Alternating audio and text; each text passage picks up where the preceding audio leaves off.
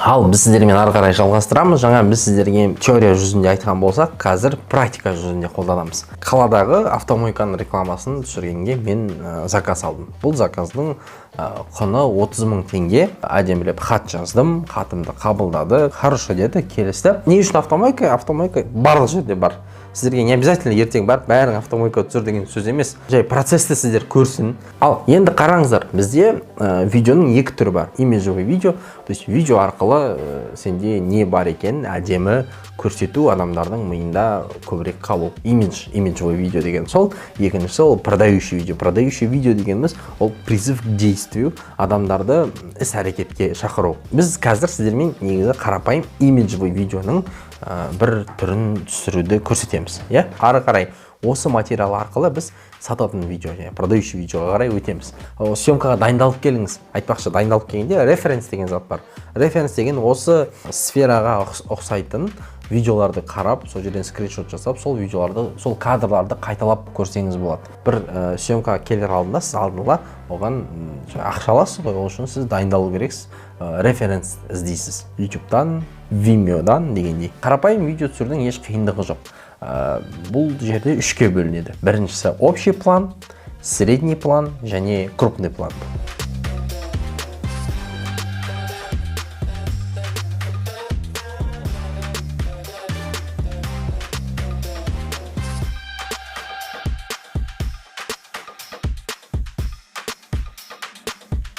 Бізге рекламный ролик түсірген кезде, локацияға келген кезде ең бастысы ол барынша көбірек материал жинап алу. Монтаж кезінде біз қиналмас үшін, монтаж кезінде бізге барынша оңай болу үшін, барынша көбірек материал жинап аламыз. Так, телефонымды алдым, видеома кірдім. Енді бірінші общий план бізде заявляющий.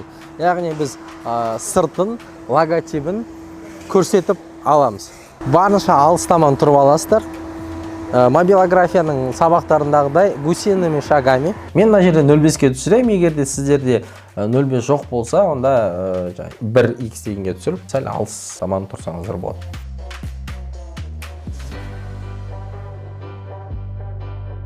Мен жаңа ғана круговой план алдым, общий планның. Енді тағы біреуін, на всякий случай, материал көбірек жинау керек қой. Мен наезд аламын.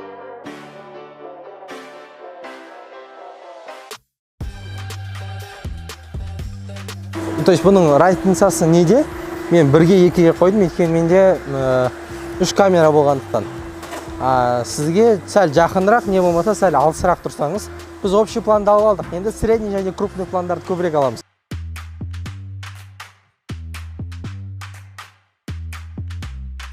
Видео түсірген кезде, материал жинаған кезде барынша максимально необычный ракурстардан алуға тырысыңыз. Яғни сіздің бір ойыңызда тек қана алдынан артқа болса, барынша креативіңізді қосыңыз, ойыңызды қосыңыз.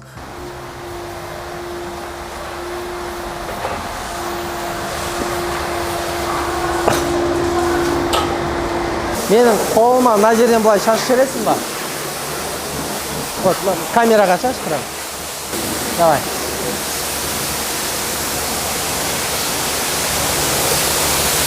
Рахмет. Мынандай бір сәт бар. Сіздің видеоңызда ол автомойкаға келдік. Автомойканың сотрудниктары түсу міндетті емес.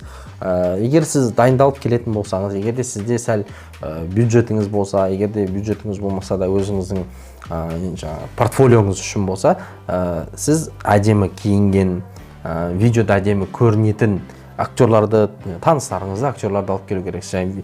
Тіпті болмағанда бет әлпеті камераға келетін кісілерді таңдау керексіз. Ол жердің униформасы болу керек.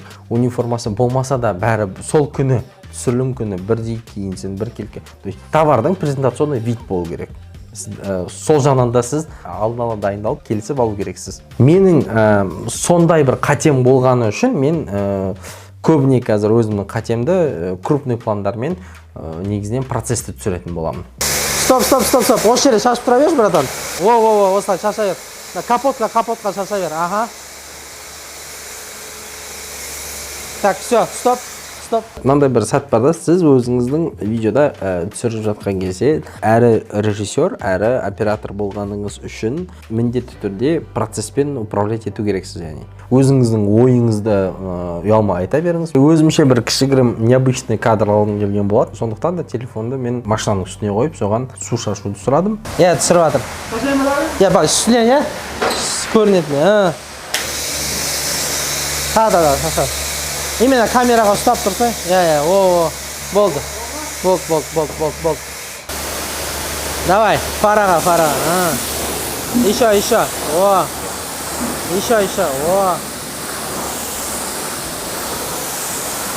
Сізге процесс видео кезінде барлық процесті көрсету важно емес. Яғни басында ол былай дайындалады, былай барлығын көрсету керек емес. Сізге ең әдемі жерлерін, ең адамға ұнайтын бір моменттерді ғана көрсетсеңіз жеткілікті.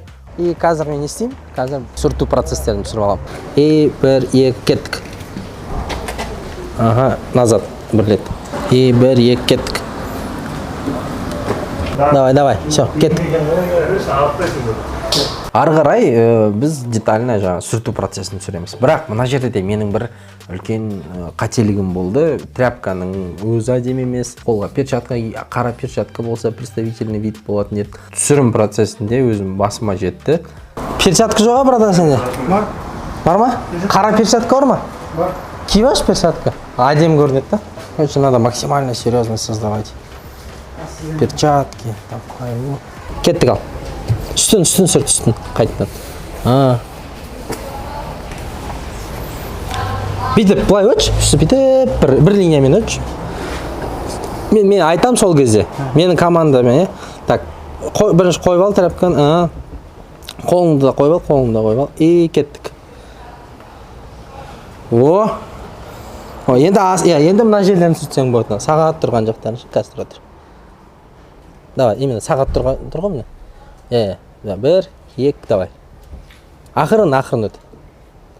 Тағы да бірлет. Ақырын. Қазір асылмай аласай. Так, давай. Ақырын өт. Тағы да.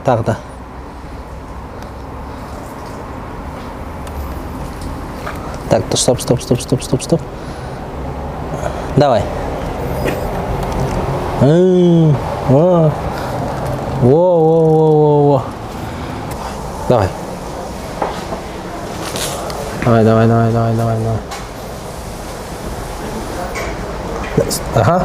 Енді стой. Ортасы ғана алдың ма? Или мына жерді деп. Просто бүйтіп өте саш, шық деп өтсең болды маған. Қазір.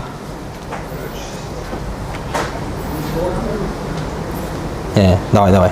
Тез. Таза болмай қалды. Мына жерді бір өтсеш. Қазір әлемес. Тура солай тұра бер. Айтам, резко тез, 1, 2, 3, давай. Ал, давай. Тағы бір круг.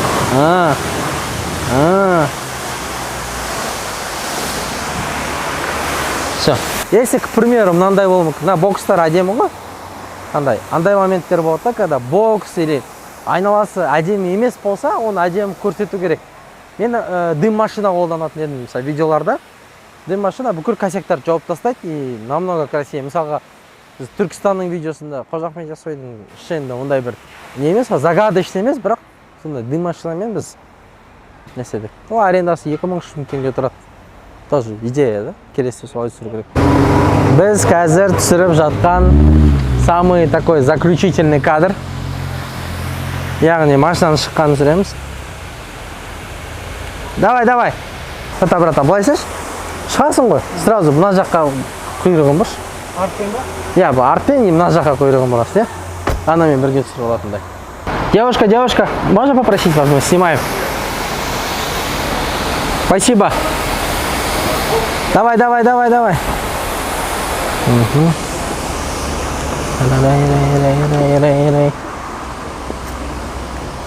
Екі филиалы бар екен, бірақ оны біз бір видеоға қоса салдық. Монтажның соңында адресін жазып көрсетеміз. Екі адресте бар екен. Қазір мысалы екіншісіне кірдік, машинаның кіріп бара жатқаны. Мен гусиными шагами түсіріп алдым. Езжай, давай, заходи.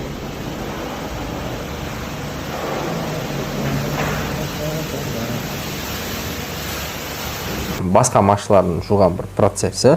Мен материал жинай бердім, әдемі болсын, болмасын, әдеміректерге кейде тырыстық. Көбірек материал жинадым, өйткені ертең оның бір 20%, 30% ғана қолданылатын шығар, бірақ сонда да монтажа сізге оңайырақ болады. Мысалы, бағанадан бері, мысалы, машинаның кіріп бара жатқан общий кадр болса, енді келесін мен крупный планмен алдым.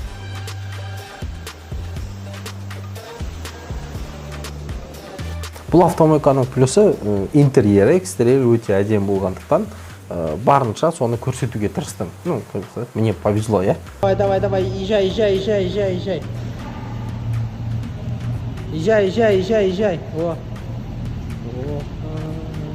Машинаның кірген процесі, ішіндегі мобилографияда өткен біз гиперлапсты түсіреміз. Телефондағы таймлапс арқылы ақырын жүре отыра, асықпай жүріп.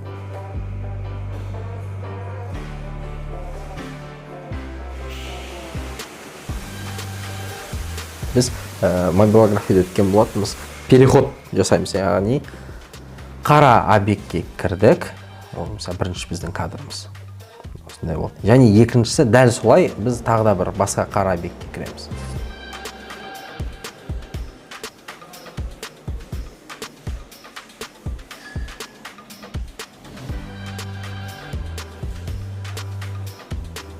Тағы да біз мобилографияда өткен бір необычный фишка деп ойлаймын.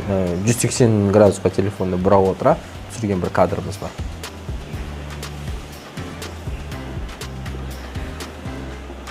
Біз барлық кадрларды жинап алдық. Енді барлық сиқырды монтажы жасаймыз. Келесі сабақта мен сіздерге көрсетемін монтажды қалай жасайтынымызды.